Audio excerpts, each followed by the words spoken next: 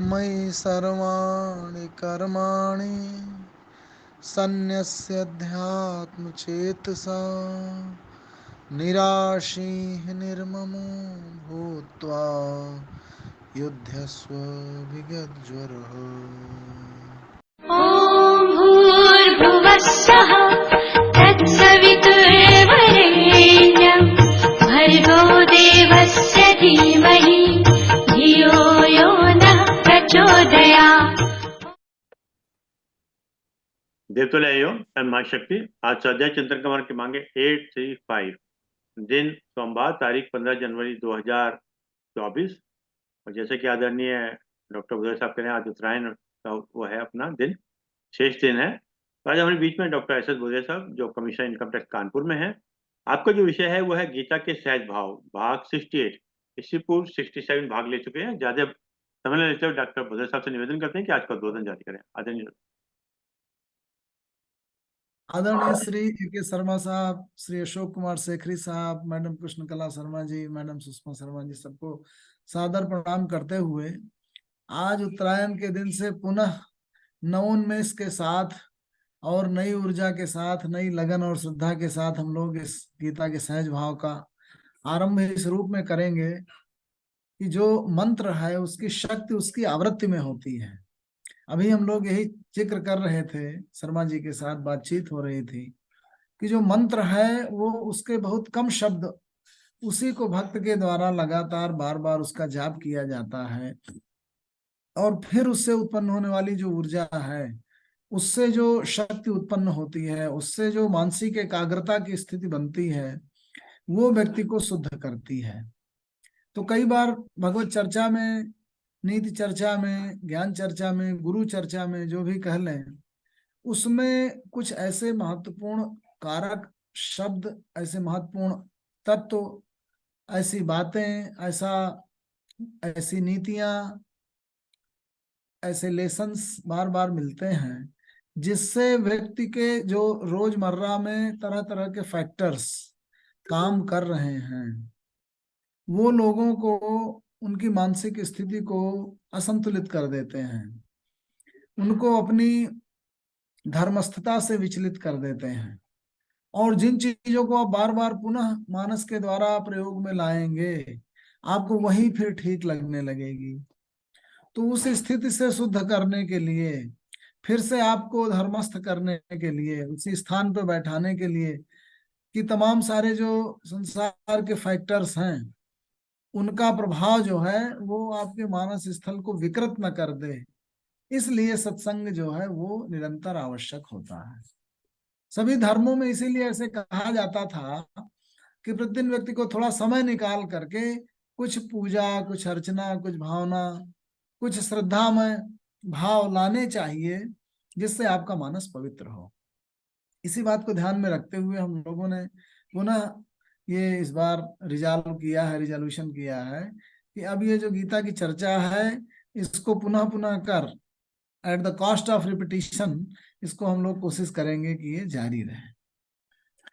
तो ज्यादातर जो गीता की बात कही जाती है वो गीता को कर्मयोग का शास्त्र कह दिया जाता है। अच्छा, बाल गंगाधर तिलक जी ने भी गीता की जो व्याख्या की उसको कर्मयोग के शास्त्र के रूप में ही उन्होंने लिया और उन्होंने ये कहा कि कर्मशील बनाती है गीता व्यक्ति को, साधक को या विद्यार्थी को जो उसका अनुशीलन करता है उसे कर्ममय करती है। अच्छा, हो ये जाता है कि तमाम सारे धर्मों में ऐसा कहा जाता है कि ये मनुष्य का शरीर क्षणभंगुर है, आपको अंत में मृत्यु ही प्राप्त होगी, जीवन निस्सार है, बहुत अल्प समय के लिए आप आए हैं। तो ये जो निराशा के भाव उत्पन्न होते हैं, इन सब, ये देखिए परम सत्य हैं। ये सब बातें जो कही जा रही हैं इनमें कुछ भी असत्य नहीं है।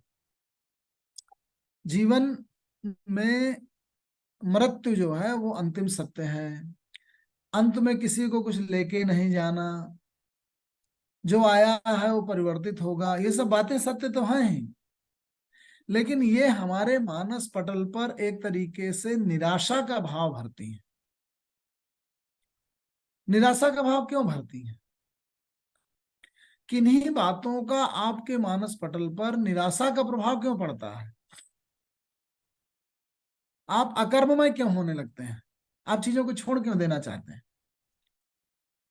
उसका कारण है, जब आपको ये लगता है कि जो आप कर रहे हैं वो बहुत सूक्ष्म है, बहुत लघु है, वो रहेगा ही नहीं, तो आप अपने कर्म की महत्ता खो देते हैं, उसकी यूटिलिटी खो देते हैं। आपको लगता है तो क्षणिक है, खत्म हो जाएगी, आपको मर जाना है, चले जाना है, जो भी प्राप्त है वो तो छीन ही जाएगा, उधर आपकी दृष्टि चली जाती है। जो कम ज्ञान वाला है, जो आसक्त है, किसी चीज से अटैच है, उसे बस उतना ही दिखाई देता है, उसे ये पाना है, उसके अलावा सब भूल जाता है। मुझे इतना धन पाना है, क्यों? क्योंकि मुझे अपनी माँ की बीमारी का इलाज कराना है। ये अगर आपके अंदर भाव है तो आप पूरी ताकत से कमाएंगे, क्योंकि उतनी प्राप्ति हो जाए फिर आप इलाज करा सकें। मुझे इतना प्राप्त करना है क्योंकि मुझे अपने बच्चों को पढ़ाना है। एक कमिटमेंट आ गया, क्योंकि आपने एक छोटा गोल रखा, एक भाव आपके मन में आया कि आपके बच्चों को पढ़ाना है। ये एक अच्छी चीज है, अच्छी नीति है। एक प्राकृतिक लगाव है आपके पुत्र के प्रति, उसमें कोई बुराई नहीं है। समाज में ऐसा नीतिमत मिलता आया है, सबको देखते आए हैं। पुत्र की पढ़ाई के हेतु, अपने परिवार के उत्थान के लिए, सबके लोगों को रोटी मिल जाए, अगर भूखे लोग हैं उनकी आवश्यकताओं की पूर्ति हो जाए, समाज में आपको थोड़ा स्टेटस मिल जाए,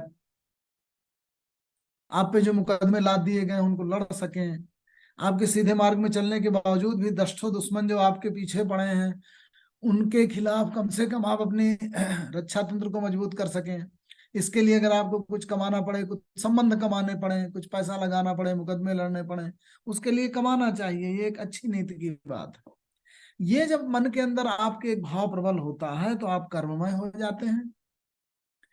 लेकिन आप देखते हैं रोजमर्रा की जो साधु संत और तमाम विद्वान व्यक्ति हैं, वो तो लगातार आपको ये बताते हैं कि जीवन तो खत्म हो जाएगा, आपको अंत में पिंजड़ा पड़ा रह जाएगा, पक्षी अकेला उड़ जाएगा, मृत्यु अंतिम सत्य है, ब्रह्म सत्यम जगत मिथ्या, जगत मिथ्या है, भव सागर है, ये तो खत्म हो जाएगा। तो इतनी बड़ी बात आप सुन लेते हैं तो आप जो कर भी रहे हैं उसको भी छोड़ देते हैं, क्योंकि आपको लगता है तो सब खत्म ही हो जाना है। तो क्या किया जाए, किस तरह से चला जाए, किस बात को पकड़ के आगे बढ़ा जाए, ये एक महत्वपूर्ण प्रश्न उठता है। अर्थात आप कब कर्ममय होते हैं और कब अकर्ममय हो जाते हैं, कैसी भावना आपके मन को ज्ञानमय करती है, कर्ममय करती है, आपको रास्ता दिखाती है, वो महत्वपूर्ण होता है। कृष्ण बार बार इसीलिए कहते हैं अर्जुन से कि देखो अर्जुन, कर्म को नहीं छोड़ना है।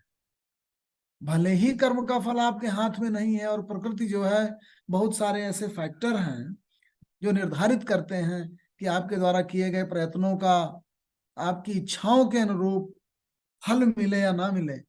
लेकिन इसके बावजूद भी कर्म आपके हाथ में, आपको कर्म में होना है, ऐसा गीता बार बार कहती है। तो क्यों कहती है और हम क्यों कर्ममय और अकर्ममय होते हैं, ये बातें हमको जानने की आवश्यकता है। जब हम द्वितीय अध्याय को पढ़ते हैं तो पढ़ते वक्त कृष्ण भगवान ने महत्वपूर्ण जो बातें की उनमें ये की कि अर्जुन की निराशा के उपरांत अर्जुन को जब ये लगा और उसको ये दिखाई देने लगा कि सब उसके भाई बंधु और उनको मार करके हम जो भी राज का सुख प्राप्त करेंगे वो कोई इतनी बड़ी चीज नहीं है, तो वो काम को छोड़ देता है, जो कर भी रहा होता है वो भी छोड़ देता है।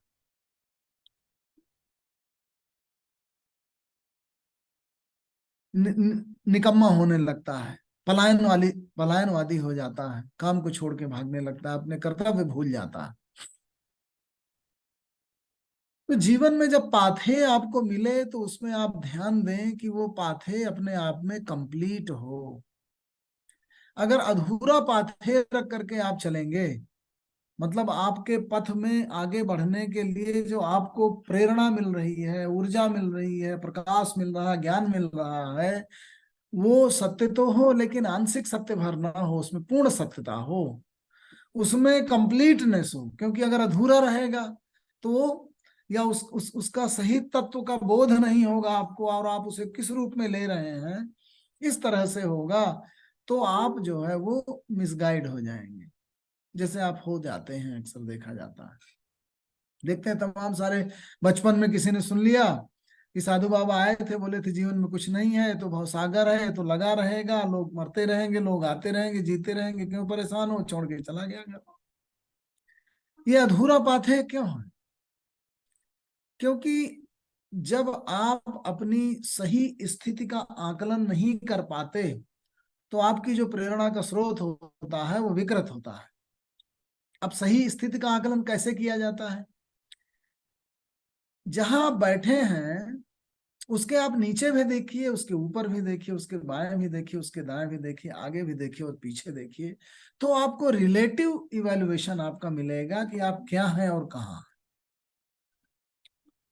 मसलन जब आप एक लूले आदमी को देखते हैं, लंगड़े को देखते हैं, अंधे को देखते हैं, तो आपको लगता है यार मैं तो स्वस्थ हूं, मैं तो बहुत अच्छा हूं। जिस किसी स्त्री के ऊपर एसिड डाल दिया है समाज में, किसी ने मुंह पूरा खराब हो गया है, उसको देखते हैं, फिर अपने को देखते हैं, तो आप बोलते हैं नहीं, ईश्वर ने आप पे बड़ी कृपा किया, बड़े सुंदर लग रहे हैं। आप अगर बीमार आदमी को देखते हैं जो लगातार कमर के दर्द से परेशान है या तरह तरह की बीमारियों से परेशान है, तो आपको लगते हैं नहीं, आप बहुत स्वस्थ हैं, आपकी रोजी रोटी चल रही है, आप खा पी रहे हैं, समाज में आपका सम्मान है। तो आप जब गरीबों को देखते हैं, झुग्गी झोपड़ी में ठिठुर रहे लोगों को देखते हैं, जिनके पास कोई ठिकाना नहीं है, सड़क में लेटे हुए देखते हैं, तंबुओं में अंदर घुस करके वो किसी तरह से जाड़े की रात काटते हैं, उनको देखते हैं, तो आपको लगता है कि आपके अंदर जो भी संपत्ति है वो ठीक है और ईश्वर ने आपके साथ किसी भी तरीके की ज्यादती नहीं की, बल्कि सब कुछ आपको बख्शा है।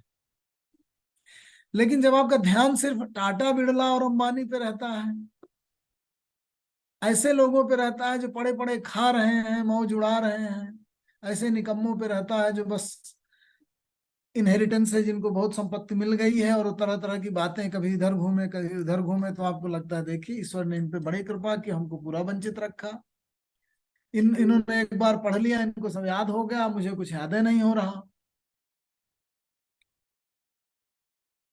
इसको बड़ा ज्ञान हो गया है, ये तो इंग्लिश मीडियम के स्कूल में पढ़ा था तो इसको पूरी इंग्लिश आ रही है, मुझे तो आ ही नहीं रही, इसकी वकालत बहुत चल रही है, मेरी चल नहीं रही।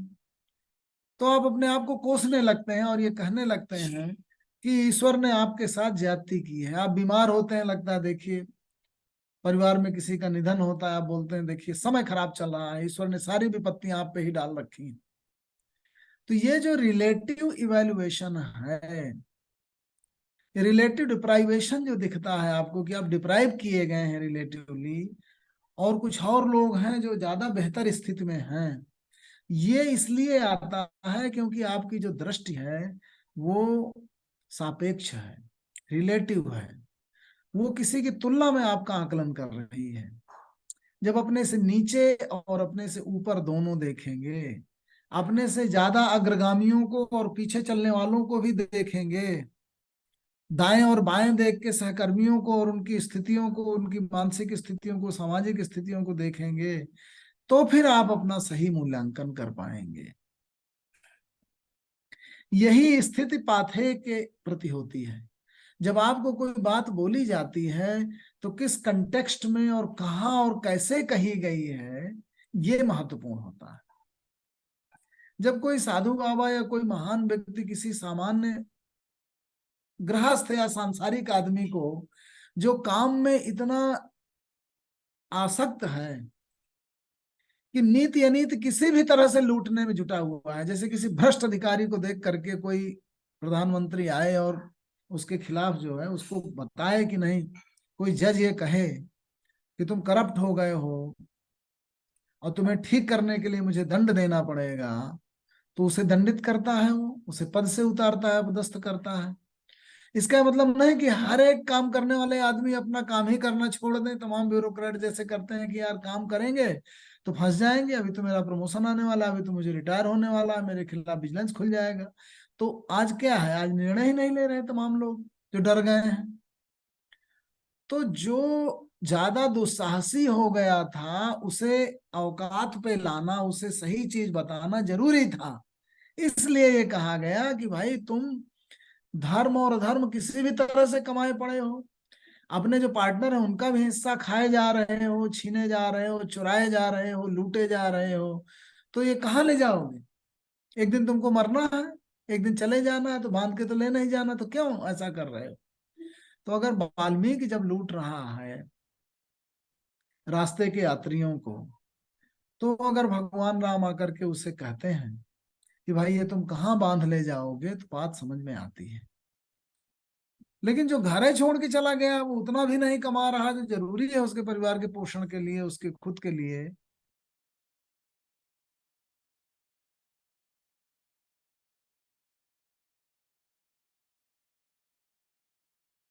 तुम्हारा फिर मनुष्य का शरीर तुम पाया क्यों, तुम आपने बनाया क्यों? अगर तुम अपने शरीर का पालन भी नहीं, पोषण भी नहीं कर सकते, जिन जिम्मेदारियां जो आवश्यक है तुम्हारे अस्तित्व के लिए, तुम अपने शरीर के लिए वस्त्र भी नहीं कमा सकते, तुम भोजन भी नहीं इकट्ठा कर सकते, आत्मसम्मान का ध्यान नहीं, तो तुम्हारे हाथ होना ही बेकार है, चलने के लिए पैर होना ही बेकार है अगर बैठे हुए हो। अगर रास्ता चल के घर पहुंचना है और आप सबसे भीख मांग रहे हैं कि आपको लिफ्ट दे दिया जाए, और 2 किलोमीटर में घर है और पैर लिए बैठे हैं, तो धिक्कार है ऐसे पैरों पे।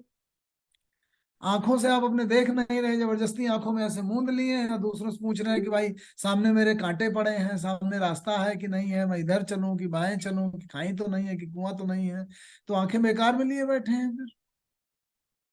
तो जिस प्रकृति ने, जिस रचयिता ने, जिस नियंता ने, जिस प्रकृति ने आपको उत्पन्न किया है, आपको जो शक्तियां दी हैं, उन शक्तियों का सदुपयोग न करना, उस रचयिता के, उस क्रिएटर के, उस बनाने वाले के न्याय के और उसके विजन के प्रति आपका अपमानजनक व्यवहार है, आपकी अल्प दृष्टि है। तो जो लोग पलायनवादी हैं, जो निकम्मे हैं, जिन्होंने अपनी ड्यूटी छोड़ दी है, जो काम को छोड़कर बैठ गए हैं, वो लोग वस्तुतः निकम्मे हैं। उन्हें ये जानना चाहिए कि उसको जो तरह तरह की शक्तियों से बख्शा गया है, तरह तरह के ज्ञान से, नजर से, हाथ से, पैर से, इंद्रियों से, जो उसको दिया गया है, उसको जो मिला है, उसका सदुपयोग न करना इस अस्तित्व के प्रति अपराध है। जिस समाज में आप रहते हैं उस समाज में आने वाली तमाम सारी बुराइयों के प्रति अगर आपकी नजर नहीं जाती, और जिसका ऋण आप पर है, जिस प्रकृति का आप खाते हैं, उसके प्रति अगर आप उसको स्वच्छ नहीं रख सकते, उस समाज के प्रति जिसमें आप, जिसने आपको भाषा दी है, जिसने आपको सुरक्षा दी है, जिसने आपको जीवन जीने के तमाम सारे उपक्रम दिए हैं, लॉ ऑर्डर दिया है, लैंड ऑर्डर दिया है, एक राज्य व्यवस्था दी है, न्याय दिया है, उसके प्रति अगर आप अपनी सामाजिक ऋण को नहीं उतारते, तो एक तरीके से आप ऋणी हैं उसके, और आप अपनी बैलेंस शीट बराबर नहीं कर रहे हैं। तो कहने का मतलब ये कि जो लोग आपको कोई चीज कह रहे हैं, कोई पाथे दे रहे हैं, उस पाथे पर विचार करना। जीवन का अंत तो होना है, लेकिन जो 20 साल बचे हैं, 10 साल बचे हैं, 50 साल बचे हैं, वो कैसे चलेंगे? जो आपने तरह तरह के ऋण लिए हैं, आपके ऊपर मातृ ऋण है, आपके ऊपर पितृ, किसी ने आपको पैदा किया है, किसी ने आपको खिलाया है, तो आपको उसको तो उतारना है, भले ही उस व्यक्ति के प्रति नहीं, तो आने वाली पूरी जो परंपरा है, मानव परंपरा, आपके पिता ने आपको प्रेम दिया, आपको संरक्षण दिया, आपको पाला और पोषण किया, तो आप अपनी संतति का पालन पोषण करिए, उन्हें आगे बढ़ाइए। समाज अगर आपको सुरक्षित रखती है, तो आप समाज में कुछ कंट्रीब्यूट करिए, टैक्स के रूप में, समाज सुधार के रूप में, समाज सेवा के रूप में, देश रक्षा के रूप में, वकील है तो वकालत के रूप में, किसान है तो किसानी के रूप में कुछ कमाइए, कुछ जोड़िए, देश की रक्षा करिए, समाज की सेवा करिए, परिवार की रक्षा करिए, उसे बढ़ाइए, अपने शरीर की रक्षा करिए। और नहीं कुछ तो एक छोटी सी कहानी आती है चींटी और पहाड़ की। पहाड़ जो है वो, गिलहरी और पहाड़ की एक कहानी आती है। पहाड़ जो है वो बैठा हुआ है, बहुत बड़ा है, बहुत उन्नत है, बहुत विशाल है, बहुत विस्तृत है। तो उसको देख करके जो है गिलहरी इंफीरियरिटी कॉम्प्लेक्स से ग्रस्त होने लगती है। उसको लगता है मैं क्या कर रही हूँ, मैं तो कितनी छोटी सी हूँ, अरे मैं छोटी सी चीज खा लेती हूँ, एक पेड़ का दाना ले लेती हूँ, कभी दिन भर के लिए हो जाता है, पेड़ में ऊपर चली जाती हूँ, नीचे चली जाती हूँ। पहाड़ उसकी मौकरी करने लगता है, उसकी खिल्ली उड़ाने लगता है। अरे बोलता है तुम क्या हो, कुछ नहीं, तुम क्या परिवर्तन कर सकती हो, मुझे हजारों पेड़ मेरे ऊपर हैं, हजारों जीव जंतु हैं मेरे ऊपर,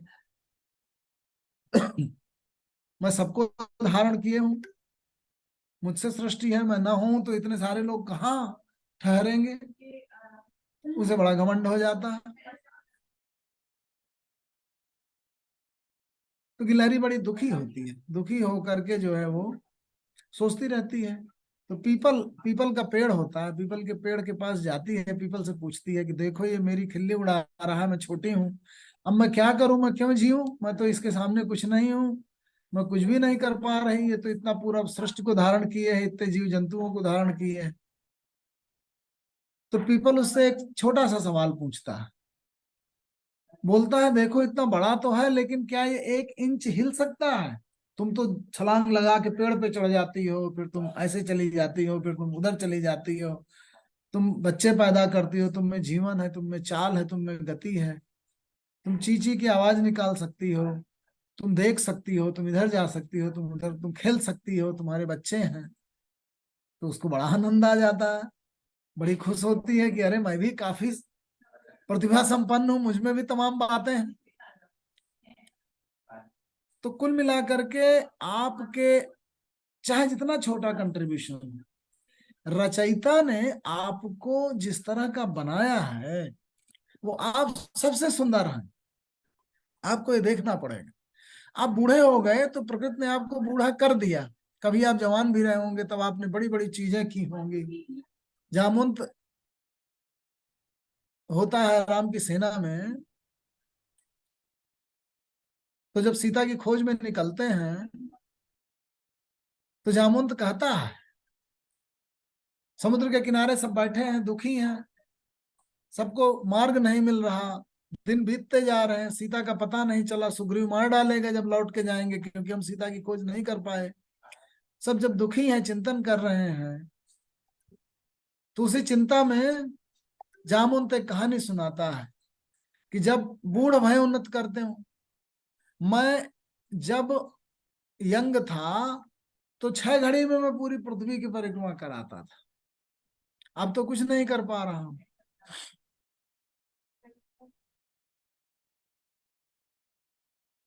उनसे भी एक समझदार दूसरा भालू होता है, बुजुर्ग, वो बोलता है जामुन तो तुम बड़े विद्वान व्यक्ति हो, लेकिन इस प्रकृति ने परिवर्तन को एक नियम बनाया है। अगर यंग लोगों के अंदर एनर्जी है तो बुजुर्ग लोगों के अंदर अनुभव है, कितने सालों का अनुभव समेटे हुए बैठे हैं। दिन भर परेशान होकर के अगर एक युवा जो है घर पे आता है और परेशान है, उसे कोई रास्ता नहीं दिख रहा, तो अपने पिता से बताता है कि पिताजी ऐसा हुआ वैसा हुआ, क्या बताएं, वो इस तरीके से कर रहे हैं, हमको घाटा हो रहा है। तो पूरी बातें सुन करके पिताजी ने 1 मिनट में चुटकी बजाते ही उसकी समस्या का समाधान दे दिया। बेटा बड़ा खुश हुआ, बोला अरे मैं तो दिन भर से सोच रहा था कि ये कैसे इस समस्या से निकलूं, आपने तुरंत बता दिया। बोला बेटा तुम अभी 22-23 साल के हो, तुमने पहली पहली बार ये समस्याएं झेली हैं, 22 से लेके 54 साल तक लगातार 32 सालों तक मैं यही करता रहा हूं हर रोज, मैंने सुना समाधान बता दिया, रास्ता मिल गया। अब फिर से खुश होकर के बेटा अगले दिन फिर मेहनत पे लग गए। तो किसी के पास कुछ है, किसी के पास कुछ है। अब जिस स्टेज ऑफ लाइफ में, जिस पॉइंट ऑफ लाइफ पे, जहां पर जितना कुछ शक्तियों और सामर्थ्य के साथ लिए बैठे हैं, वहां पे अपनी परम उपयोगिता, परम उपादेयता, full flowering of your existence सुनिश्चित करें। अगर आप विज्ञान के विद्यार्थी हैं तो एक विज्ञान के द्वारा समाज की सेवा करें, अपनी सेवा करें और अपना पालन पोषण और परिवर्धन करें। अगर आप वकील हैं, अगर आप इंजीनियर हैं, अगर आप चार्टर्ड अकाउंटेंट हैं, आप जो भी हैं, आप बुजुर्ग हैं, आप बच्चे हैं, आप स्त्री हैं, आप पुरुष हैं, आप पिछड़े हैं, आप अगड़े हैं, आप पाश्चात्य हैं, आप इंडियन हैं, आप हिंदी जानते हैं, आप इंग्लिश जानते हैं, जो भी आपकी शक्तियां और सामर्थ्य हैं, उन पे आत्मविश्वास करते हुए, उनका पूर्ण सदुपयोग करते हुए, ईश्वर ने आपको उस इस समय, उस स्थान पर, उन परिस्थितियों में वैसा ही करना चाहा होगा, इसलिए आप वहां पहुंचे हैं, और उस पर आपका कोई बस भी नहीं है।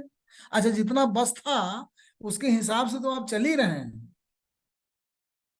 तो वो करते हुए अगर आप अपना जीवन जिएंगे, ईश्वर की वही इच्छा है, ईश्वर की सबसे बड़ी वही आराधना है। एक हिंदी माध्यम का बच्चा जो है बड़ा परेशान था, वो बोला क्या बताऊं, अगर मैं बड़े बाप का बेटा होता तो मैं इंग्लिश मीडियम में पढ़ा होता, मुझे इंग्लिश आ रही होती, तो मैं जो है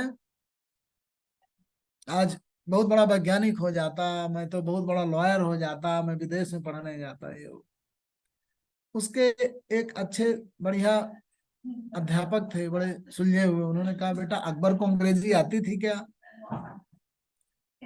पूरे भारत का राजा था कि नहीं था? ब्रिटेन का एक जो मजदूर है, जो ब्रिटेन का में रहने वाला है, वो तो मजदूर भी अंग्रेजी बोलता है। तो क्या वो गणितज्ञ हो गया क्या? क्या बहुत बड़ा बिजनेसमैन हो गया क्या? है तो उसके अंदर वही काम करने की क्षमता, तो वही कर रहा है, नीचे की मैनुअल वर्क ही कर रहा है। तो तुम ये सोचकर कि तुम पंजाब में पैदा हुए, तुम्हें सिर्फ पंजाबी आती है, या हिंदुस्तान में उत्तर प्रदेश में पैदा हुए सिर्फ हिंदी आती है और अंग्रेजी कम आती है, तो तुम्हारी शक्तियां थोड़ा कम हो गई। पहचानो अपनी शक्तियों को, जो बेहतर से बेहतर कर सकते हो, जो भी काम कर सकते हो, जो भी आपकी मानसिक शारीरिक क्षमताएं हैं, उसके हिसाब से आप अगर चलें, वही नियति और प्रकृति चाहती है। ये जो है गीता का उपदेश है। यही सबसे बड़ी अर्चना है, यही सबसे बड़ी पूजा है, यही कृष्ण अर्जुन को समझाना चाह रहे हैं। अब अर्जुन को एक तो मोह ये हो गया था कि भाई क्या करना है, मर के चले ही जाना है, मैं अपने इतने लोगों को क्यों मारूं, मैं चला जाता हूँ, वो भी तो एक सिद्धि है, मैं पलायन कर जाता हूँ, पूजा करता हूँ, अर्चना करता हूँ, ज्ञान में ज्ञानार्जन करता हूँ, सृष्टि को बढ़ाने का उपक्रम करता हूँ। तो जिस समय और जिस स्थिति में उसे अपना कर्म जिस तरह से संपादित करना चाहिए था, जहां पे उसकी फिटनेस थी, सर्वाधिक उसकी जरूरत थी, वहां पे जब वो सिकुड़ने लगता है, पीछे हटने लगता है, घबराने लगता है, भयग्रस्त हो जाता है, मोहग्रस्त हो जाता है, अर्थात एक तरीके का विमूढ़ भाव उत्पन्न हो जाता, मूढ़ता उत्पन्न हो जाती है, उसको दूर करने के उपक्रम में कृष्ण ने यही सबसे बड़ी बात कही कि आप जहां हैं और जैसे हैं और जिस तरह से ट्रेन हुए, आपकी जो शक्तियां हैं उनका अधिकतम सदुपयोग करें। अगर आप पिता हैं तो पुत्र का पालन पोषण करें अच्छी तरह से, बेटी का पालन पोषण करें, पत्नी का पालन पोषण करें, अपने आप की रक्षा करें, अपना घर बनाएं, अपने समाज को उन्नत करें, अपने देश को ऊंचे उठाएं, उसकी प्रगति करें। यही आपसे अपेक्षा की जाती है, यही पूजा है। तो एक बड़ी छोटी सी बात जो लगती है वही समझा रहे हैं कृष्ण अर्जुन को, वही गड़बड़ी हो जाती है।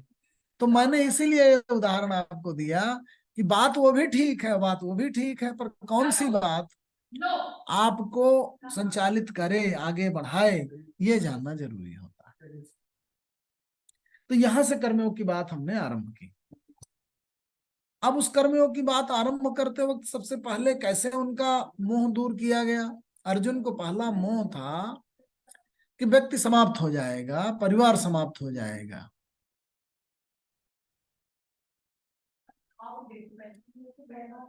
मैं मार डालूंगा, सबका उत्सादन कर दूंगा, अगर युद्ध लड़ूंगा इतने सारे लोग मर जाएंगे, तो वो जघन्य पाप मैं क्यों करूं। उसकी दृष्टि केवल शरीर तक है, केवल बाह्य अस्तित्व तक है। वो भूल जाता है कि जो दिख रहा है व्यक्ति, वो केवल शरीर से हाड़ मांस और रक्त का पिंड भर नहीं है, उसका एक स्पिरिचुअल सेल्फ भी है, जो हमेशा से रहा है और रहेगा, जिससे उन्होंने आत्मा तत्व से परिभाषित किया। तो आपकी जो निरंतरता है और जो आपका जुड़ाव है, इसको यूं समझिए, कर्म कर्म की बात हम लोगों ने कर ली कि क्या पूजा है, क्या अर्चना है, क्या कर्म का संदेश है।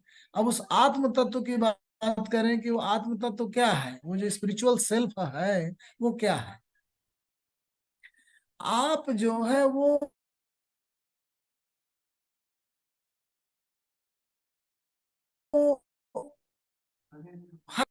आपका जो निर्माण है, यूं समझिए कि आप जो है वो करोड़ों करोड़ वर्ष से जो मनुष्य प्रजाति के जो जीन्स चले आए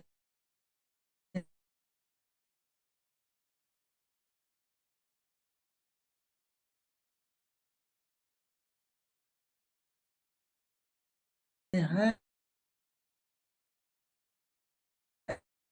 उस परंपरा में आए हैं। न जाने कितने लक्षण लेकर के आप बायोलॉजिकल जो आपकी कॉन्स्टिट्यूशन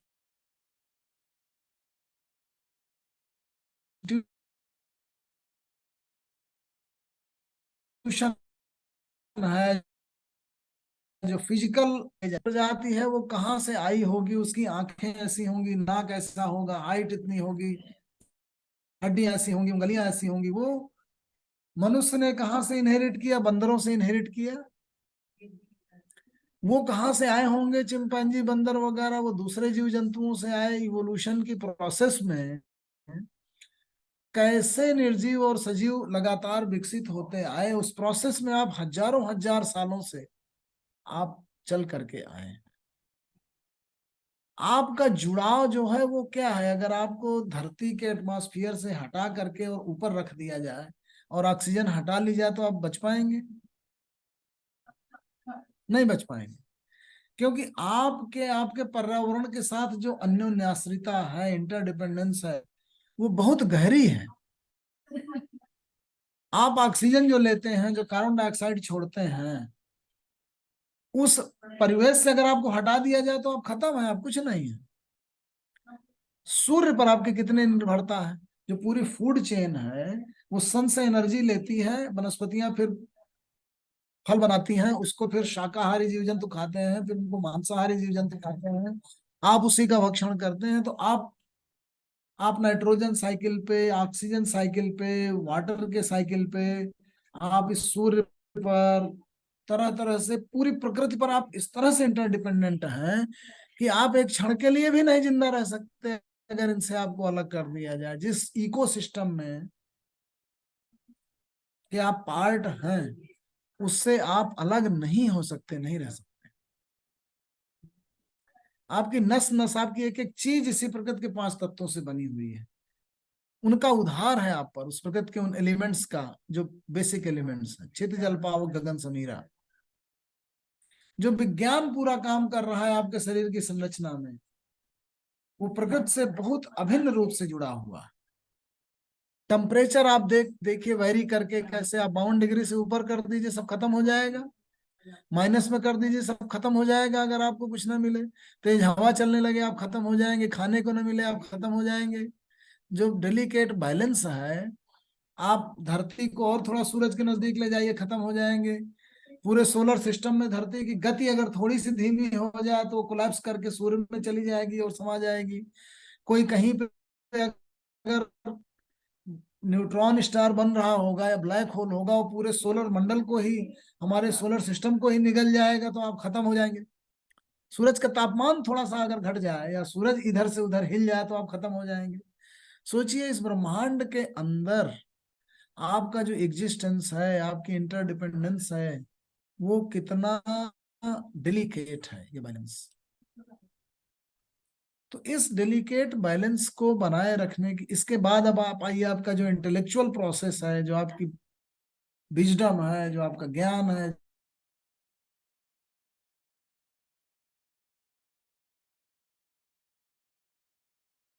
जो नॉलेज है, वो कितना, फिर आपकी विजडम जो, क्योंकि आप इंटेलिजेंट स्पेसी हैं, तो आप चीजों को सोच करके खुद कोरिलेट करके तमाम सारा नॉलेज अकुमुलेट करते हैं। वो सब प्रोसेस, आपकी जो लैंग्वेज है, आपके जो एक्सपीरियंसेज है, आपकी जो ज्ञानेंद्रियां हैं, वो सब जो सीखती हैं, जिस तरह से अकुमुलेट करती हैं सारा एक्सपीरियंस, वो कितना इंटरडिपेंडेंट है आसपास। ये सब चीजें हैं। तो आपका जो कनेक्शन है वो युगों युगों से है, युगों युगों तक आपका इन्फ्लुएंस और इफेक्ट रहता है। आपकी जो मेमोरी है वो बहुत कुछ लेके आगे बढ़ रही है, और आप जो भी इस संसार में क्रिएट करके जाते हैं वो भी युगों युगों तक चलता है। आपके द्वारा किए गए क्रियाकलाप, आपके द्वारा कही गई बातें, उनका जो इन्फ्लुएंस है, इतनी इंटरडिपेंडेंस है हर एक स्पीसी की सृष्टि में। तो ये सब कुछ जो अकुमुलेटेड आपका सेल्फ है, उसका जो इम्पैक्ट है, उसकी जो मेमोरी है, उसका जो अकुमुलेटेड सॉफ्टवेयर है, वो एक तरीके से एक कॉन्शसनेस से डिफाइंड है, एक यूनिवर्सल कॉन्शसनेस है जिसका एक पार्ट है। कृष्ण ने आत्मा के रूप में परिभाषित किया कि वो हर जगह है, हरदम से है, हरदम रहने वाला है, वो एक कॉन्शसनेस है, वो मटेरियल नहीं है। जो मटेरियल चीजें हैं, जो ऊपर की चीजें हैं, वो एक खास किस्म का खोल है, उसके अंदर एक सूक्ष्म तत्व है जिसे उन्होंने कॉन्शसनेस कहा। वो जो है आत्मा के रूप में उन्होंने परिभाषित किया। उस तत्व की व्याख्या पूरे द्वितीय अध्याय में उन्होंने कहा, और वो मरता नहीं है, वो हरदम से रहता है। तो अर्जुन की दृष्टि जो थोड़ा सीमित थी, जो लोगों को जन्मने मरने वाला केवल जान रहा था, जो केवल व्यक्ति को उसके अपीयरेंस भर से डिफाइन कर रहा था, हर एक इंडिविजुअल को अपनी लाइफ और उसके इम्पैक्ट को केवल अपने होने तक और दूसरों के फिजिकल मरने मारने तक देख रहा था, वो बड़ी लिमिटेड सी दृष्टि थी। वो ये भूल जा रहा था कि जितना इम्पैक्ट आपको अपना दिखता है उतना भर नहीं होता है। समाज में जब आप अपने ड्यूटीज को, अपने कर्तव्यों को, अपनी क्रियाओं को नहीं करते हैं, तो उसका जो इम्पैक्ट होता है वो बहुत दूर तक जाता है।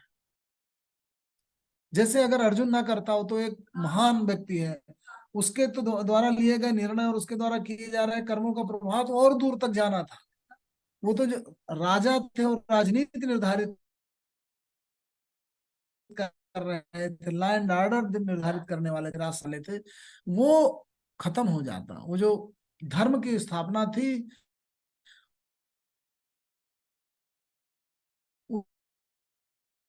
उसका बहुत बड़ा दायरा से धर्म का राहत कर दिया था आतताइयों ने।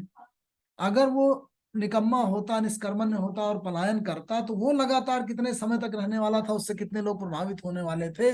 उस महत्व की ओर उसको रेखांकित करते हुए कृष्ण ने अर्जुन को कहा कि अपने अस्तित्व से होने वाले, पड़ने वाले प्रभावों को तो देखो, और फिर अपनी ड्यूटी को तो समझो कि तुम उस चीज को कर पा रहे हो कि नहीं कर पा रहे हो।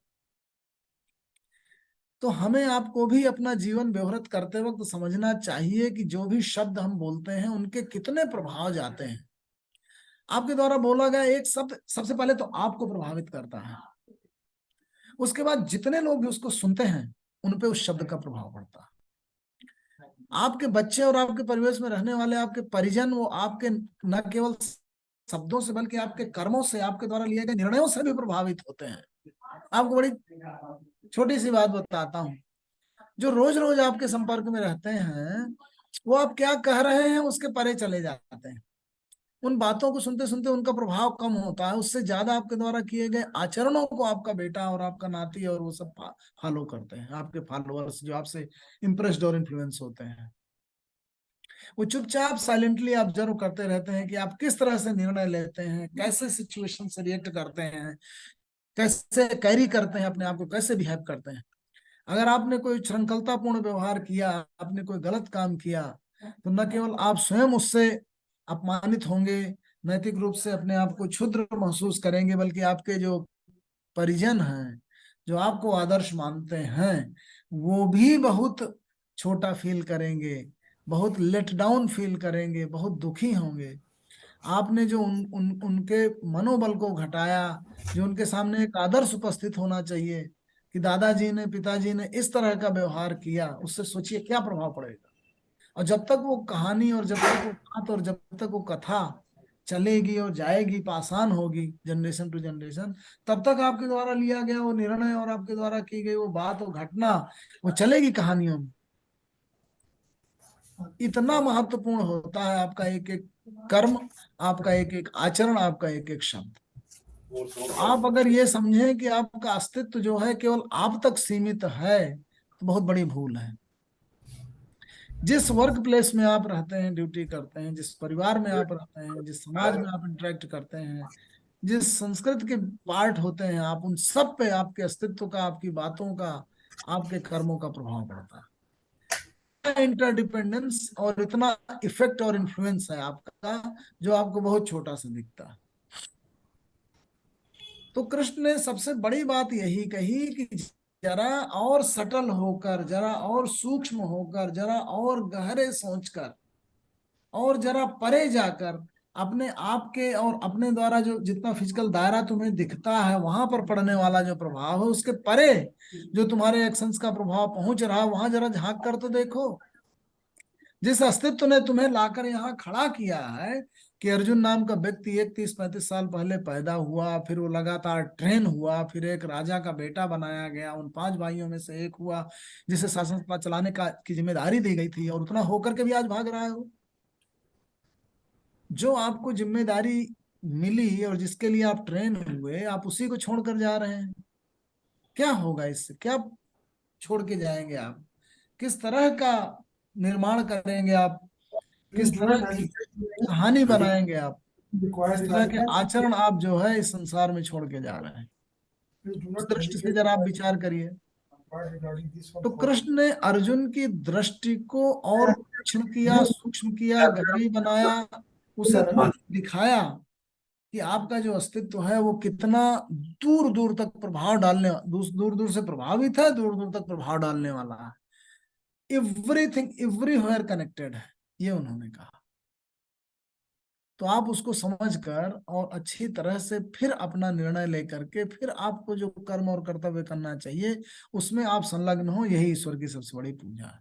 तो उसको जो दृष्टि केवल दिख रही थी कि ये आदमी खड़ा, ये मेरा रिलेटिव है, मेरा नहीं है, मेरा अपना है, ये दूर का है, उसके बियॉन्ड क्या एक आर्डर होता है, किस तरह से संसार चलता है, जीवन के महत नियम क्या है, उनके अनुकूल क्या परिवार समाज व्यवस्था और संसार की व्यवस्था चल पा रही है, हम कर्तव्यच्युत तो नहीं हो रहे, हम शासन विधान का पालन कर रहे हैं या नहीं कर रहे। इन सब चीजों के ऊपर जब आपकी दृष्टि जाएगी तो आपके कार्यों में एक खास किस्म की उदात्तता, महानता और आदर्श आ जाएगा। उसको जब आप नहीं ध्यान देते हैं, छोड़ते हैं, और बस आपकी दृष्टि सीमित रह जाती है, आप छोटे रूप में ही अपने आप को देखते हैं, स्वयं को लघु कर लेते हैं, तो आप उस रचनाकार के प्रति, जिसने आपको इतना दूर दूर तक प्रभाव डालने वाला महत्वपूर्ण एक कॉन्शसनेस से भरा हुआ जीव बनाया है, उसके उसकी रचना को आप इग्नोर कर रहे होते हैं, उसके जस्टिस को, उसके न्याय को और उसके द्वारा दी गई जिम्मेदारी को आप इग्नोर कर रहे होते हैं, और नेग्लिजेंस का सीधा आरोप आप पे लगता है। तो अर्जुन नेग्लिजेंट हो रहा था। आप भी कई बार जो है ना पतली गली से निकल जाना चाहते हैं, कौन झंझट में पड़े कहते हैं, सोचते हैं कि अरे यार छोड़ो, क्या करना है, अपना काम करो। तो ये जो अपना काम है वो क्या है, वो डिफाइन करना बहुत जरूरी है। क्या छोड़ो, क्या ना छोड़ो, किस समाज के आप अंग हैं, किस परिवार के अंग हैं, वहां पे आपको कैसे बर्ताव करना है। तो कृष्ण ने जो पहली बड़ी बात की, उसकी दृष्टि को खोला और बताया कि वो केवल एक मटेरियल बीइंग न हो करके एक स्पिरिचुअल बीइंग है, एक सोशल बीइंग है, एक पूरे ब्रह्मांड का एक महत्वपूर्ण अंग है। ये जब आपसे कहा जाएगा तो आप भी अपने आप को एक जिम्मेदार आदमी की तरह आप बिहेव करने लगेंगे, अगर उस भावना से भरे हुए हैं।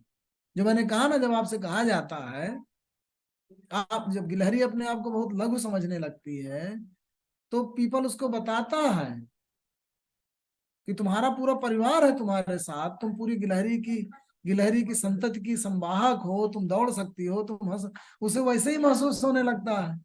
जामुन भी हनुमान से कहते हैं, काचुप साधी रहा बलवान पवन तनय बल पवन सो। जब उसको बताया कि तुम तो पवन के पुत्र हो, तुम में पवन की शक्ति है, उसकी लाइनेज लेके आए हो, तो हनुमान को अपनी क्षमताओं का भान हो गया, अर्जुन को अपनी क्षमताओं का भान हो गया। कृष्ण ने कहा कि मैं पांडवों में अर्जुन हूँ, वृष्णि नाम वासुदेव अस्मि पांडवा नाम धनंजय मुनि नाम अपि हम व्यासम कवि नाम उसना कवि।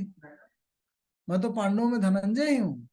बड़ा अच्छा लगा सुन के, उसे लगा कि अरे मैं तो इसी भगवान का एक पार्ट हूँ। तो जब आप अहम ब्रह्मास्मि कहते हैं, उस परम महत का पार्ट अपने आप को समझते हैं, तो आपके अंदर वो उदात्तता आने लगती है। जब आप समझते हैं कि आप अपने बच्चों को, अपनी संतति को, अपने पड़ोसियों के सामने क्या दृष्टांत कायम कर रहे हैं, क्या उदाहरण प्रस्तुत कर रहे हैं, तो आपका आदर्श परिमार्जित होने लगता है। तो अपनी स्थिति का रिलेटिव मूल्यांकन इवैल्यूएशन करते वक्त आप समझें कि आप क्या क्या हैं, आपका प्रभाव कहाँ कहाँ तक पड़ता है, आप क्या क्या जिम्मेदारी संभाल करते हुए जी रहे हैं। मनुष्य प्रजाति से लेकर के एक छोटे परिवार का अंग होने तक आप कितने कितने रूपों में कितनी कितनी जिम्मेदारियों का निर्वहन करते हैं, वो सारी बातें जब आपके मानस पर होंगी तो आपके द्वारा लिए गए निर्णय संतुलित होंगे। अगर आप भूल जाएंगे उनमें से किसी एस्पेक्ट को, तो एक बड़ी बात मिस कर जाएंगे आप। ये जो है कृष्ण उसको बताते हैं अर्जुन को। अब उस पर क्या क्या, तो यहां से बात शुरू हुई थी। प्रथम अध्याय में अर्जुन की निराशा के उपरांत सबसे बड़ी बात उन्होंने कही कि तुम एक स्पिरिचुअल बीइंग हो और आत्मा ये तत्व होता है। तो दूसरे अध्याय का आरंभ वो आत्मा से करते हैं। इसके बाद उससे उसकी ड्यूटी, उसके कर्तव्य, उसका कर्म, उसका एक राज परंपरा का व्यक्ति होना, उसके द्वारा निर्णय कैसे लिए जाएंगे, उनका कहाँ कहाँ तक प्रभाव जाएगा, वो सब बताते हैं। स्वधर्म अपि चावेक्षिण विकंपितुम अर्हसि धर्मयाथ युद्धाश्रयो अन्य क्षत्रिय से न विद्यते। एक वैरियर कौम का आदमी होने के नाते, एक सोल्जर होने के नाते उसकी जिम्मेदारी है कि वो अपनी ड्यूटी निभाए, अपने धर्म को और अपनी ड्यूटी को देखे, फिर ऐसा करे। और अगर ऐसा नहीं करेगा तो बाद में वो अपने आप को बहुत दुखी महसूस करेगा और पाएगा कि समय आने पर वो अपने कर्तव्यों का निर्वहन नहीं कर पाया।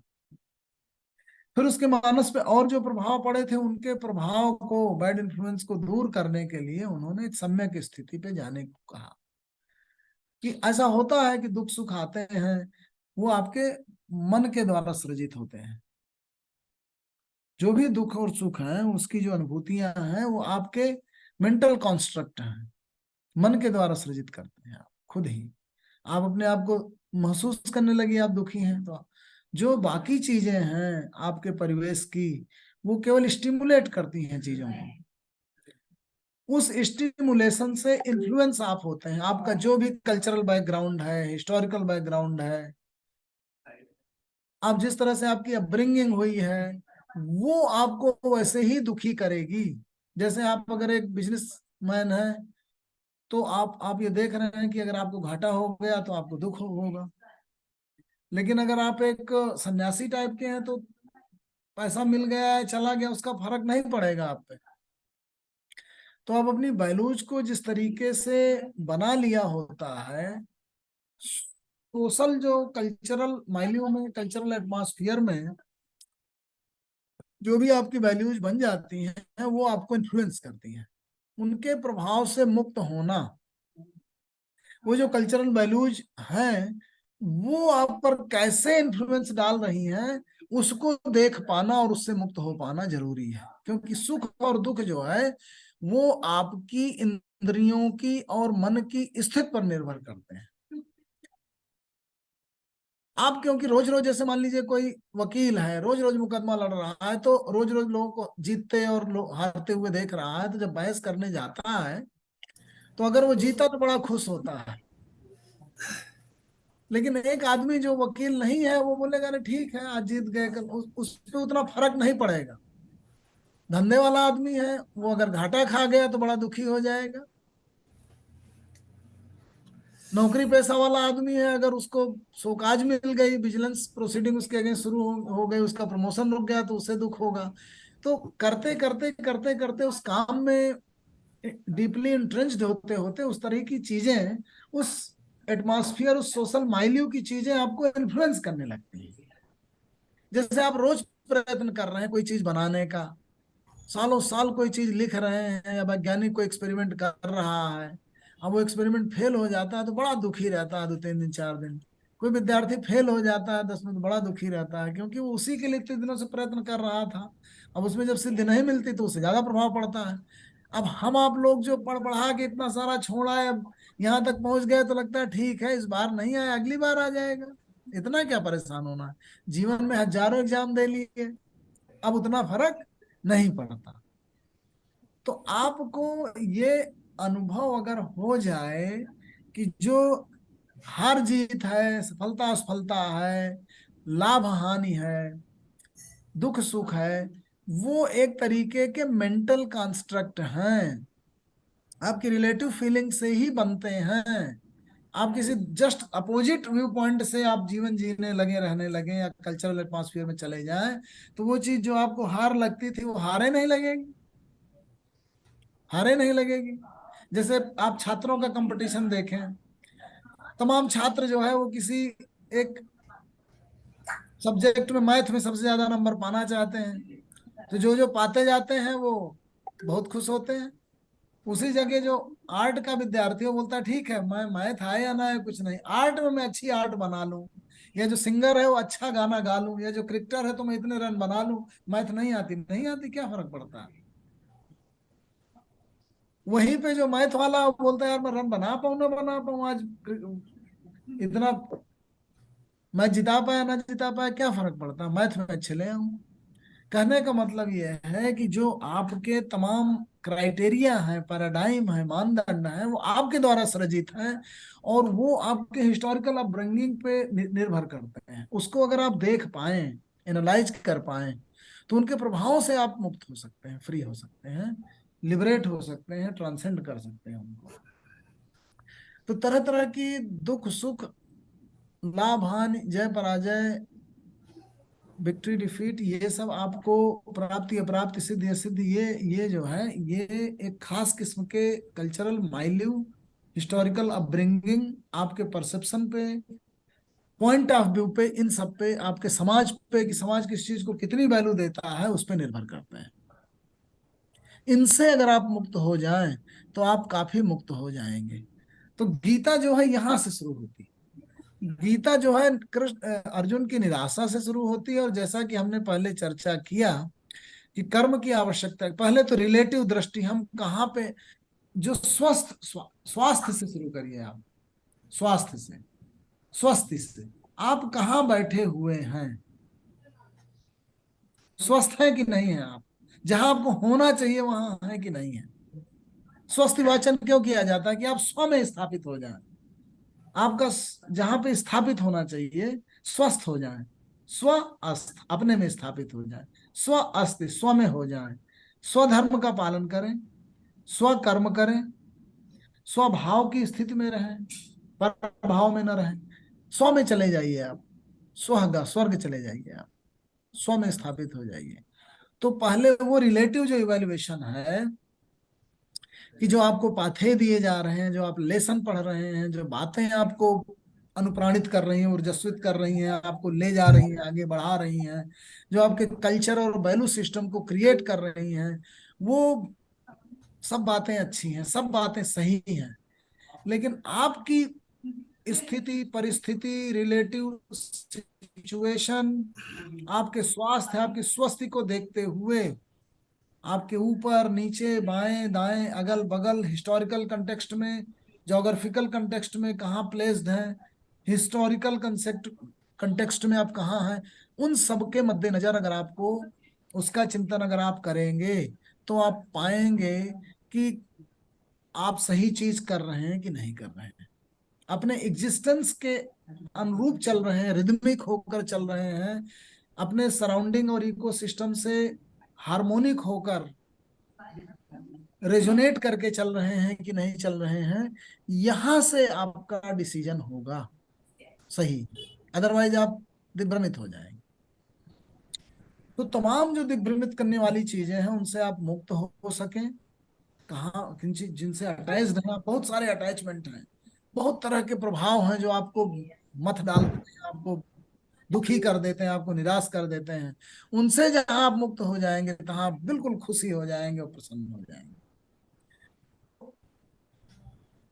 स्वकर्म में लग जाएंगे, स्वधर्म का पालन करने लगेंगे, स्वभाव में स्थापित हो जाएंगे। तो ये करती है गीता। तो कुल मिला के मैं फिर से at the cost of repetition, यहाँ से हम लोगों ने फिर से आरंभ किया है गीता को एक नए वैज्ञानिक दृष्टि से, कि मैं पुराने जो शब्द और मानदंड हैं, जैसे कह दिया जाता है कर्मण्येवाधिकारस्ते माँ फलेषु कदाचन, फल की इच्छा मत करो, कर्म में लगे रहो, ये इतना घिस पिट गए हैं कि वो आंदोलित नहीं करते हम लोगों को, वो है क्या वो नहीं समझ में आता। पूजा करो, अर्चना करो, भगवान को पूजो, जल चढ़ाओ, मन करो, ध्यान करो, ये आंदोलित नहीं करते, बहुत बहुत घिसने से जो बर्तन है ना वो धातु भी घिस जाती है, वो चमक चली जाती है।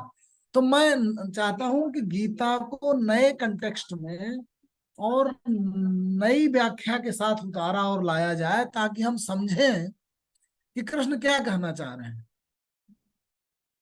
तो इसलिए ये सीरीज हम लोगों ने शुरू की है, 10-12 जो अपने डिस्कशन है, तो उसमें यहां से शुरू किया है कि दो बातें आज हम लोगों ने कही। कि पहली चीज, कृष्ण जो है वो रिलेटिव स्थिति समझा रहे हैं। जीवन खत्म हो जाएगा, आप मृत्यु ही अंतिम सत्य है, इस तरीके के जो बृहद महावाक्य हैं वो क्यों कहे गए और कब कहे गए, जो बहुत गहरे अटैच्ड थे उनका अटैचमेंट छुड़ाने के लिए कहे गए थे। लेकिन जो पहले ही छूटा और भाग रहा है, उसे तो कृष्ण कढ़ील के घसीट के ला रहे हैं कर्म क्षेत्र में। वो तो मृत्यु को ही अंतिम सत्य मान के कि मैं मार डालूंगा, मर जाऊंगा, भागा जा रहा है। कृष्ण ने कहा यार ये तो, अब मैं इसको कहूंगा कि मृत्यु अंतिम सत्य है, शमशान तक जाना है, तो अभी तो ऐसे ही निकम्मा हो रहा है, फिर तो और निकम्मा हो जाएगा। तो उसको कढ़ील के लाते हैं। उल्टा है गीता। सारे साधु महात्मा कहते हैं कि शमशान तक जाना है, पिंजरा पड़ा रह जाएगा, मर के चले जाना है, भवसागर है, कुछ भी नहीं है, निस्सार है जीवन, शून्य है जीवन, ये सब कहते हैं। कृष्ण तो उल्टा कर रहे हैं। वो जिसने निस्सार कह दिया, जो छोड़ के जा रहा, तो उसे भी ला के कड़ील के ही ला रहे हैं। क्यों? क्योंकि कृष्ण जो है वो आपके अस्तित्व की परम सार्थकता की सिद्धि स्थापित देना चाह रहे हैं आपको। आपका एग्जिस्टेंस क्यों है, उसकी सिद्धि देना चाह रहे हैं आपको। कि आप कल को जाने के बाद आपकी जो पुश्तें, आप स्वयं विचार करें उसमें, तो आपने अपना जीवन पूरे अपनी शक्तियों की उपयोगिता उपादेयता के साथ आपने जिया कि नहीं जिया। आपका जो फूल खिला वो पूरी तरीके से महका, पूरी तरीके से फूल खिला, कि केवल कली ही बन के मुरझा गया और चला गया। आप कहीं अपने आप को बीमार और दुखी और कमजोर और गरीब समझ करके कहीं ऐसा तो नहीं है कि आपने अपनी क्षुद्र हृदय दौर्बल्यम तक तो तिष्ठ परंतप, कहीं क्षुद्र हृदय की दुर्बलता मान करके आप जहां बोलना चाहिए वहां बोल नहीं पाए, भीष्म पितामह की तरह। जहां लड़ना चाहिए वहां लड़ नहीं पाए, जो करना चाहिए वो कर नहीं पाए, जहां खड़ा होना चाहिए वहां खड़ा नहीं हो पाए, जहां स्टैंड लेना चाहिए वहां स्टैंड नहीं ले पाए। तो आप बाद में पछताएंगे। आप क्या कहेंगे अगर आप अपने आप का ही वैल्यूएशन करेंगे। तो गीता इस तरह से आपको बनाना चाहती है कि जब आप मरण शैया पर पड़े हों, तो अपने पूरे जीवन को जब आप देखें, तो आप ये कहें कि आपने जो किया वो उस मोमेंट में जो भी निर्णय लिए, जो भी कार्य किए, वो बेस्ट थे। जो भी आपके द्वारा किए गए आचरण थे, जो भी आपका ज्ञान था, जो भी आपके निर्णय थे, जो भी रास्ता आपने चला, जो भी किया, वो उन परिस्थितियों में, उन स्थितियों में बेस्ट था। ये भाव लेकर अगर आप यात्रा करेंगे, चले जाएंगे, तो आपको बहुत आनंद आएगा। आपको लगेगा कि आप जो जिए, जो किए, जैसा किए, जैसे रहे, वो सर्वोत्तम था। इस भाव में गीता आपको लाना चाहती है। तो हम लोग नए उपमानों और तरीकों के साथ, कॉन्सेप्ट्स और कंस्ट्रक्ट के साथ गीता को डिस्कस करेंगे इस श्रृंखला में। उसी के तहत ये प्रयत्न मैंने करने की एक छोटी सी कोशिश की है। बहुत बहुत धन्यवाद। अब यदि किसी का कोई प्रश्न हो तो प्रश्न पूछ सकते हैं अपना। आज देव ऋषि जी दिख रहे हैं बहुत दिनों बाद, बड़ा अच्छा लग रहा है। आपको बहुत बहुत हाँ जी, आप भी शुभकामनाएं। बड़े दिनों कालवा बाद साहब आए सादर हैं। प्रणाम। हाँ बहुत अच्छा लग बढ़िया रहा है। सर, नमस्कार। हाँ काला साहब, बहुत अच्छा लगा आपको बहुत दिनों बाद देखकर। आप स्वस्थ हैं? सो हाँ, नाइस, सो नाइस। जी हम तो आपको आपने डॉक्टर साहब, हर बदौरिया साहब, प्रवचन में हर प्रवचन में याद करते हैं आपको, तो हम जी सब। जी हाँ, जी। रियली हाँ रियली जी। जो आपने प्रवचन किया है आज, इस जी खास करके हर घर में एक जामवंत होना चाहिए। क्योंकि आज कल्चर में क्या हो गया है, बुजुर्ग लोगों को लोग इग्नोर करने लगे हैं जी भाई। लेकिन जिस घर में जामवंत नहीं, हनुमान की शक्ति कैसे समझ आई उसको कि तू इतना जी बलवान है, जो अपने छोटी उम्र में सूरज को निकल गया था, तो तू तो जी बहुत कुछ कर सकता है। जब ये प्रश्न उठ रहा था, जामवंत बोले कि मैं 6 बार जा सकता था, और अंगद बोले कि मैं जा तो सकता हूँ लेकिन लौटने का मेरे पास कोई जुगाड़ नहीं है, कोई संदेह है लौटूंगा कि नहीं लौटूंगा। और बाकी कोई कह रहा मैं 10 योजन जा रही, कोई 20, कोई 40। तो उन्होंने हनुमान से कहा तू चुप कर बैठे, अभी अपनी शक्ति पहचान। ये शराब मिला और शराब की वजह से तो दुखी है, क्योंकि शराब भी कभी का वरदान बन जाता है। जब नल नील को समुद्र ने याद करवाया कि ये तुम्हारी चाइना में 2 लोग ऐसे हैं जिनको बचपन में शराब मिला, जब वो साधुओं की मूर्ति को बहा दिया करते, साधुओं ने शराब दिया कि अब तुम फेंकोगे मूर्ति बहेगी नहीं, वो तैरेगी। तो वो शराब आज तुम्हारे लिए वरदान है। तो नल नील से कहो ना पत्थर फेंकें, और पत्थर फेंकेंगे उसके बाद वही समुद्र में पुल बन जाएगा। तो कभी कभी जो मतलब शराब है वो शक्ति बन जाती है, तो वो वरदान बन जाता है। तो वो हनुमान को जब पता लगा उनके कहने से, एक सिंपली बस इंसेंटिव से, इंस्पायरेशन था, उसकी वजह से उसको समझ आ गई कि मैं तो भैया वास्तविक बात बनाओ, एकदम पहाड़ जैसा बन के खड़ा हो गया और उसके बाद समुद्र को लांग गया। तो फिर जहां जहां हनुमान चलते गए वहां वहां पत्थर नीचे होते चले, पर्वत नीचे होते चले गए। तो आपने सुंदर समझाया कि जिस तरह से, अच्छा गीता के सहज भाव आप कितने बेशक 18 जाएं, आपने मेरा ख्याल बहुत दुगने लेक्चर्स ले लिए हैं, पर अभी भाव जो हैं लगातार बनते जा रहे हैं, बढ़ते जा रहे हैं, बढ़ते जा रहे हैं। वर्धमान जो है, जैसे सुंदरकांड के श्लोक 60 हो जाते हैं, तो 326 से 260 रह गए, फिर 40 रह गए, फिर 30 रह गए, फिर 60 वर्धमान है। तो वर्धमान है, आपका ज्ञान भी वर्धमान है, इसको हम नमस्कार करते हैं। बहुत बहुत सुंदर आपने कहा है। बाकी हमारे देव ऋषि जी बैठे हैं कुछ कमेंट करने के लिए, हमारे अशोक जी हैं, देखें क्या क्या महात्मा अपना कमेंट्स रखते हैं। तो धन्यवाद दौरिया साहब जी, प्रणाम।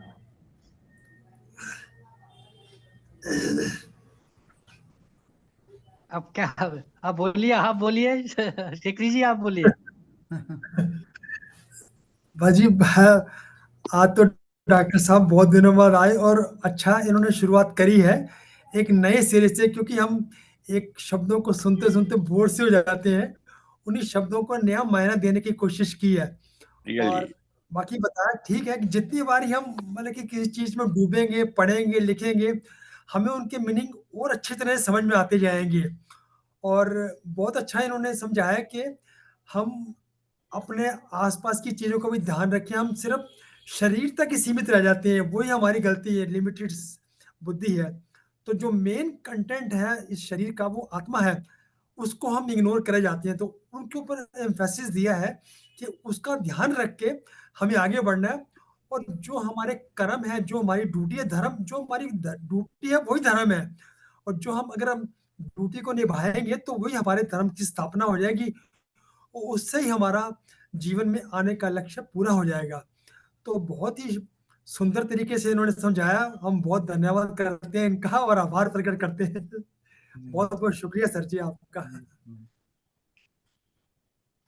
धन्यवाद। तो सारे ही देखे। एक ये नया सीरीज में हम तो मैं 5 मिनट लेट हो गया था, तो मैंने कहा ये डॉक्टर साहब की जैसे पहले शुरू करते हैं, कभी दूसरा अध्याय पे, तीसरा अध्याय पे, 5वें पे आ जाते हैं। तो आज फिर बाद में पता चला भाई इन्होंने दोबारा एक इस गीता का रिवीजन एक दूसरे साइंटिफिक तरीके से अलग शब्दों में बयान करने की शुरू की है। और सीधा ही शुरू किया भाई, कर्मयोग का ग्रंथ है। सबसे बड़ी बात है कर्म की महत्ता का आपने बताया, और कर्म में होना, ये वाली बात है। एक जहाँ थोड़ा सा प्रश्न मेरे आया, क्या सच में कोई अकर्म में हो सकता है? क्या कर्म में नहीं होना भी, क्या कर्म में नहीं, अकर्म होना भी कर्म में नहीं है? सत्कर्म और दुष्कर्म तो हो जाते हैं, लेकिन क्या अकर्म में संभव है? इसका जरा डॉक्टर साहब जरा इसका व्याख्या करेंगे जरा। क्योंकि अगर हम कर्म नहीं कर रहे तो हमारी मन की स्थिति तो कर्म कर रही। जब मोमेंट वी हैव थॉट में नहीं करेंगे, वो कर्म हो गया। तो इसका मतलब है हम कर्म कभी हो नहीं सकते। हमने वो कर्म अच्छा नहीं किया, उसका हमें फल भोगना पड़ेगा। लेकिन एक विचार कर, मन में विचार आ लेना भी ये कर्म है। तो इसके बारे में आपसे थोड़ा सा क्लैरिफिकेशन चाहूंगा। जी जी, नहीं बिल्कुल आप सही कह रहे हैं कि ये दृष्टि पर निर्भर करता है कि हम किस चीज को कर्म कहते हैं। हम कर्म की परिभाषा को जबरदस्ती हम लोग सिकोड़ देते हैं और केवल उसी चीज को कर्म कहते हैं जब आदमी कुछ करता हुआ दिखता है। जबकि देखा जाए तो कर्म के इतने आयाम हैं कि हमारा अस्तित्व जो है, जैसे जब हम बैठे हुए हैं तो मानो मन मौन नहीं रहता, कुछ आप ही कहता है, कुछ आप ही सुनता है। हाँ 10,000 जो हमारे अंदर कोशिकाएं हैं, उनमें कितने माइटोकॉन्ड्रिया लगातार वो फूड का वो कर रही हैं, लगातार विघटन और एनर्जी उत्पन्न कर रही हैं। हमारी आंखें देख रही हैं, हमारी नाक से सांस जा रही है, श्वसन तंत्र पूरा सक्रिय है, रक्त इधर से उधर जा रहा है, हमारे हाथ चल रहे हैं, हमारी तरह तरह से ज्ञानेंद्रियां सक्रिय हैं, कान सुन रहे हैं। तो ये जो तरह तरह की क्रियाएं हैं, वो ज्ञानेंद्रियों की, कर्मेंद्रियों की, शरीर की, और उसके अंदर जो है लगातार हृदय हमारा धड़क रहा है, हमारा ब्रेन एक्टिव है और फंक्शनल है।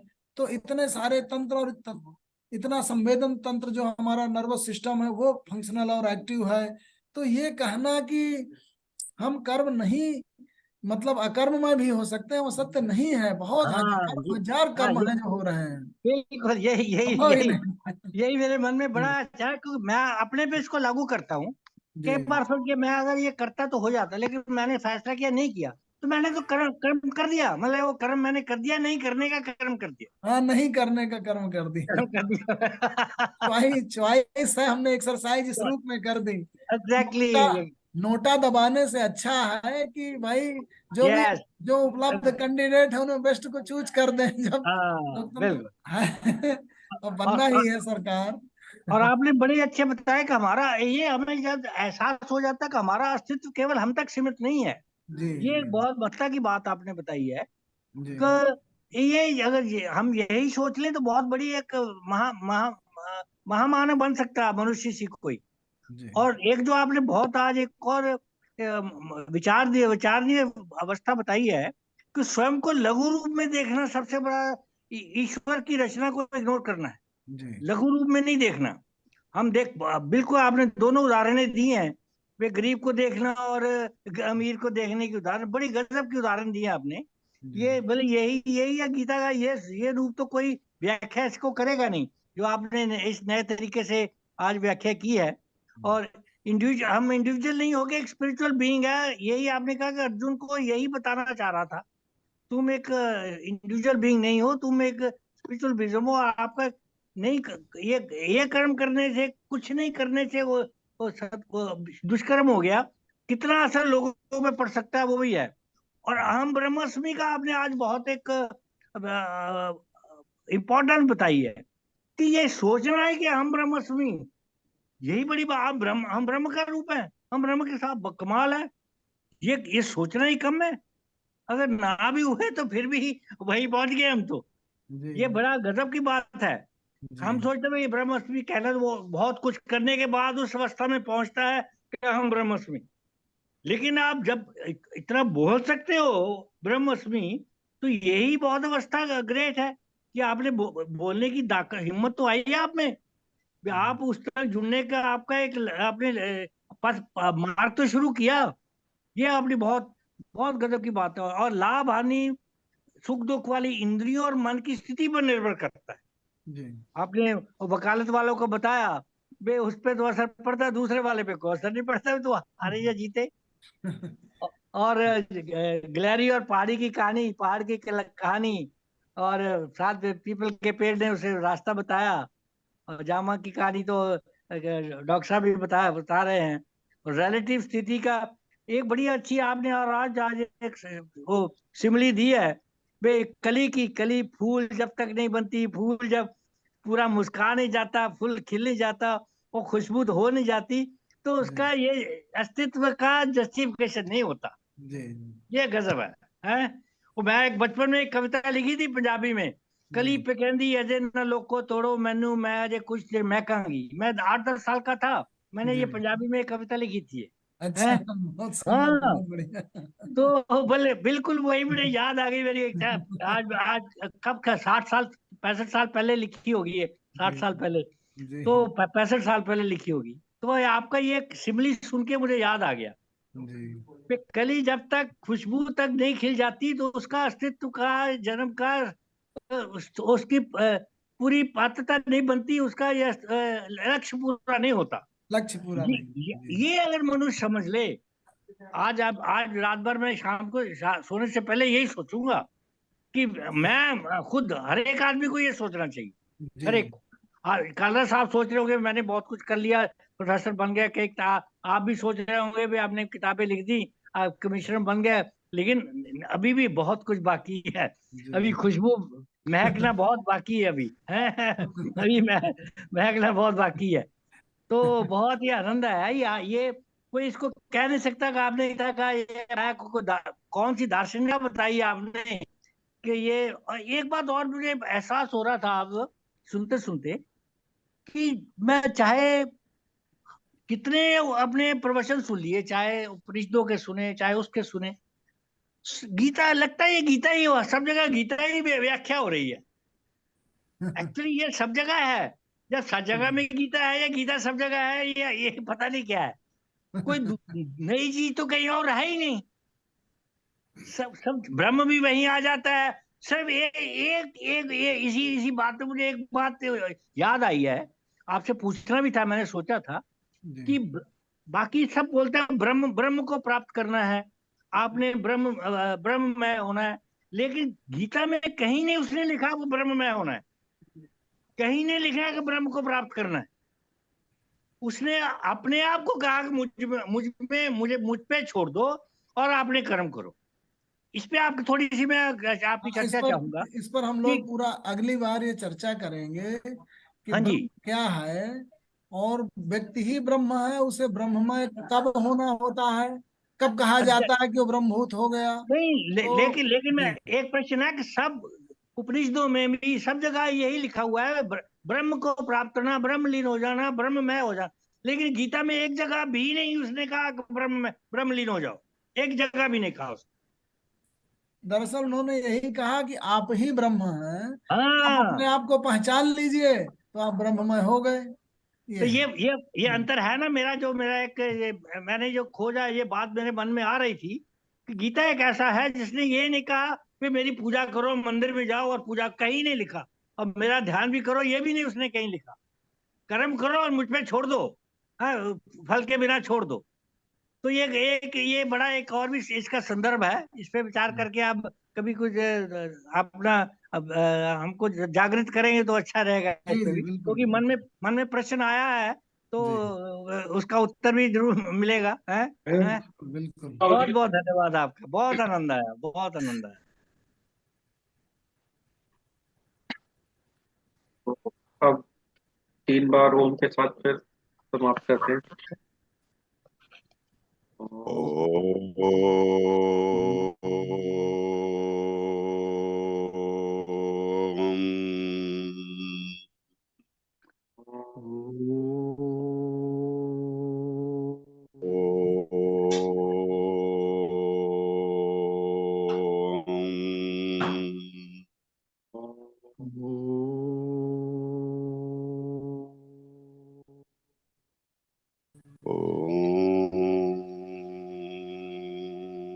शांति शांति शांति शांति शांति।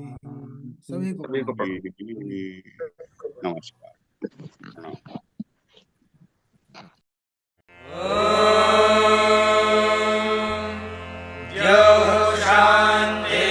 शान्तिरन्तरिक्षं शान्तिः पृथिवी शान्तिरापः शान्तिरोषधयः